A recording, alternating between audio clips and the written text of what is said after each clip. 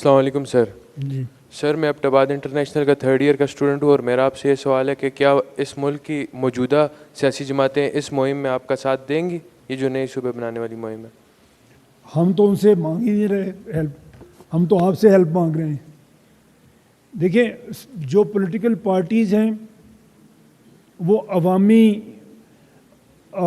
مطالبے کے اوپر چلتی ہیں. آپ جو مطالبہ کریں گے وہ سیاسی جماعت کو آگے لے کے چلنا ہے اگر اس نے آپ کا ووٹ لینا ہے. تو اگر یہ موومنٹ ہمارے نوجوانوں میں آئے، اور نوجوان آر 64% آف دس کنٹری، اور آپ 1% ہیں، آپ نے باقی 63% تک پہنچنا ہے.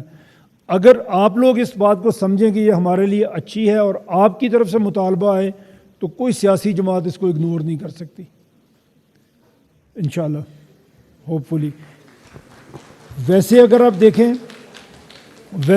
دیکھیں میں ایک اور آپ کو بات اس میں بتانا چاہوں گا. آپ کبھی اپنی پولیٹیکل پارٹیز کا مینیفیسٹوز نکال کے دیکھیں جو یہ الیکشن سے پہلے لے کے آتے ہیں. ہر پارٹی نے نئے صوبوں کی سپورٹ کی ہے. بے نظیر شہید نے 1988 میں جب وہ پہلا الیکشن اپنا لڑ رہی تھی، انہوں نے کہا کہ ہم ایک نیا سوشل آرڈر انٹروڈیوس کریں گے جس میں ڈسٹرکٹ گورنرز ہوں گے.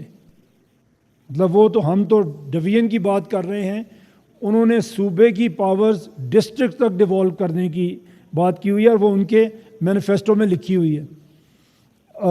نون لیگ کا مینیفیسٹو آپ نکال کے دیکھیں، آپ کے صوبے کی بات انہوں نے بار بار کی ہے. سرائکی صوبے کی بات کرتے ہیں اور صوبوں کی بات کرتے ہیں. ڈویژن لیول یہ اس کی بات نہیں کرتے لیکن نئے صوبوں کی بات کرتے ہیں. پی ٹی آئی کو آپ دیکھ لیں، میرے پاس کلپ ہے، اگر آپ کہیں گے میں سنا دوں گا. عمران خان صاحب بالکل یہی بات کر رہے ہیں کہ آپ ڈویژن کے لیول پہ صوبہ لے کے جائیں اگر اس ملک کو مساوی ترقی آپ نے دینی ہے. تو ابھی تک بھی ایک ایسی پارٹی نہیں ہے جو صوبوں کے حق میں بات نہیں کر رہی، لیکن حکومت میں آنے کے بعد وہ اس پہ عمل نہیں کرتے.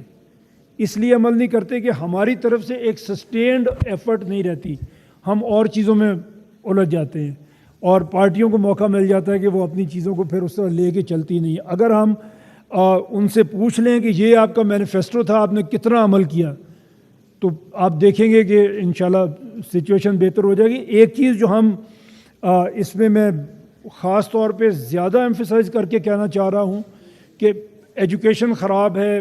ہمارے یہ جو یو این نے جو ڈفرینٹ انڈیکسز پہ ہمیں ریٹ کیا ہے وہ خراب ہیں، سب کچھ خراب ہے. لیکن سب سے زیادہ جس کی ہمیں ضرورت ہے اور وہاں پہ خرابی ہے کہ ہمارے پاس لیڈرشپ کی ڈیولپمنٹ کا کوئی طریقہ نہیں ہے. ایک عام آدمی، مڈل کلاس کا آدمی اس سیاست میں آگے آ ہی نہیں سکتا جو آج کا ہمارا سسٹم ہے. اور یہ بھی میں آپ کو کہنا چاہوں گا کہ دنیا میں پولیٹیکل لیڈرشپ مڈل کلاس سے مرج ہوتی ہے، مڈل کلاس سے آتی ہے. یہ جو رچ آف دا رچ سیاست میں آتے ہیں یہ کبھی تبدیلی لے کے نہیں آتے، اور وہ ہمیشہ دنیا میں، پوری دنیا میں خرابی کے ساتھ آتے ہیں. جہاں پہ بھی مڈل کلاس آئے گی وہ محنت کرے گی، وہ آگے آئے گی. اور اس کا کیا طریقہ ہوگا؟ ہمارا سسٹم کیوں مڈل کلاس کو آگے آنے نہیں دیتا؟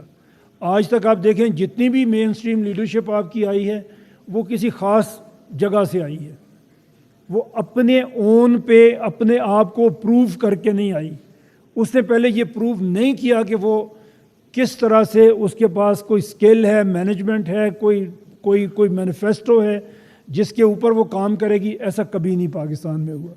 اگر ہمارے پروونسز بنتے ہیں اور 33 پروونسز بنتے ہیں تو ہمیں موقع ملے گا کہ ہم ایک آرگینک لیڈرشپ گرو کر سکیں گے یہاں سے، اور وہ آپ کے مسائل کا حل ہوگی انشاءاللہ. انڈیا میں اگر ایک چائے بنانے والا پرائم منسٹر بن سکتا ہے تو اس کا مطلب ہے کہ وہ سسٹم راستہ دیتا ہے لوگوں کو کہ ایک عام آدمی آگے بڑھ سکتا ہے. آپ نے کل دیکھا نیو یارک میں وہ ایک مسلمان لڑکا میئر بن گیا جو امیگرنٹ ہے، جو مسلمان ہے. سارے انگریڈینٹس اس میں وہ ہیں جس کو لوگ ہیٹ کرتے تھے پہلے وہاں پہ، لیکن اس کے اندر ایک قابلیت تھی.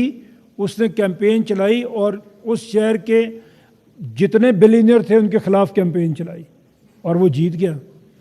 تو ہمیں بھی ایسا سسٹم چاہیے کہ جو ٹیلنٹ کو گرو کرنے دے، جو ایک آرگینک لیڈرشپ کو آگے بڑھنے دے، وہ آپ کے مسائل کا. اور سب سے بڑی ضرورت یہ ہے، وہ میں یہ کہتا ہوں کہ روٹی سے اور تعلیم سے بھی بڑی ضرورت ہے کہ ہمیں لیڈرشپ چاہیے جو پھر ہمیں لے کے چلے اس وقت.